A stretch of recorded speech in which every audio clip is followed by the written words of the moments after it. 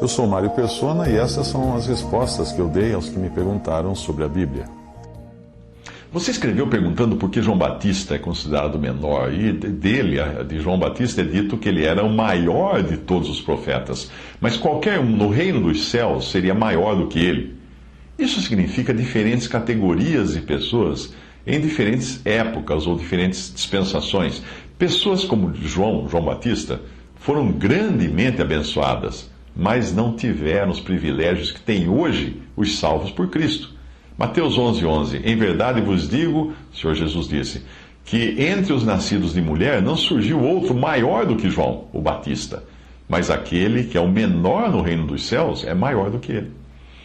Existe uma distinção que é feita entre as diferentes classes de salvos. Por exemplo, fetos e crianças sem idade de entendimento estão salvos pela mesma obra que Cristo consumou na cruz, mas eles não fazem parte da igreja. Todos os que morreram na fé antes de Atos capítulo 2 também estão salvos, porém não fazem parte da igreja, porque não poderiam fazer parte de algo que ainda não existia na época deles. Em Mateus 16, o Senhor disse, edificarei no futuro a minha igreja, usando o verbo no futuro, ou seja, a igreja não existia em Mateus 16. João Batista não fez parte da igreja. Ele e os outros que viveram antes da igreja podem ser chamados de amigos do noivo, mas não de noiva ou esposa do cordeiro, como são os cristãos do período da igreja. A igreja é o conjunto dos salvos por Cristo, que teve início no dia de Pentecostes, descrito no capítulo 2 de Atos. Em João 3, 27 a 29, respondeu João, o homem não pode receber coisa alguma, se não lhe for dada do céu. Vós mesmos me sois testemunhas de que eu disse, não sou o Cristo, mas sou enviado adiante dele. Aquele que tem a noiva é o noivo, mas o amigo do noivo, que está presente e o ouve, regozija-se muito com a voz do noivo. Assim, pois, este meu gozo está completo.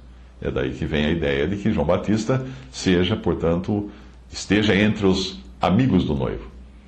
Depois do arrebatamento, quando Cristo vem à Terra para estabelecer o seu reino de 1000 anos, você encontra também diferentes classes de pessoas descritas em Mateus 25. Você encontra bodes, você encontra ovelhas e você encontra os pequeninos irmãos. Começando pelos pequeninos ou pequenos irmãos, estes são os judeus que se converterão durante o período posterior ao arrebatamento. Muitos serão martirizados. As ovelhas são as nações. Lembre-se de que ali é um julgamento das nações ou povos. Não é um julgamento de pessoas individualmente. Os povos que receberão esses judeus convertidos e para proteger e esconder, etc. Essas são as ovelhas. É nessa época que o evangelho do reino, que é diferente do evangelho da graça, será pregado até os confins da terra. Finalmente, os bodes são os que perseguirão os salvos desse período de tribulação. Os bodes são imediatamente julgados, mortos e condenados ali, no ato, ali, antes de começar o reino de 1000 anos de Cristo.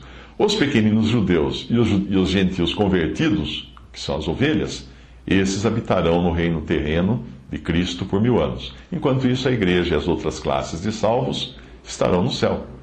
A igreja tem começo, meio e fim. Ela começa em Pentecostes, é edificada sobre o fundamento dos apóstolos e profetas do Novo Testamento, e não é algo do Antigo Testamento.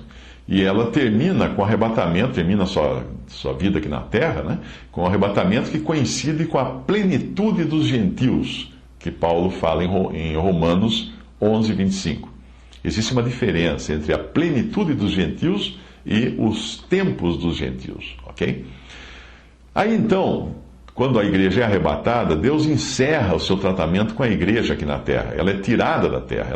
E Deus aí volta a tratar com os judeus, que no seu aspecto de povo de Deus, no atual momento, na atual dispensação, encontra-se, por assim dizer, no gelo. Romanos 11, 25 a 26, Paulo escreve, porque não quero, irmãos, que ignoreis este segredo, para que não presumais em vós mesmos que o endurecimento veio em parte sobre Israel, até que a plenitude dos gentios haja entrado. E assim todo Israel será salvo, como está escrito, de Sião virá o libertador, e desviará de Jacó as impiedades. Mas voltando ao que estava dizendo sobre João Batista, que era o menor no reino dos céus, é importante entender também que reino dos céus não é sinônimo de céu, já que o reino dos céus inclui joio e trigo, ou falsos e verdadeiros, como nós aprendemos nas parábolas de Mateus.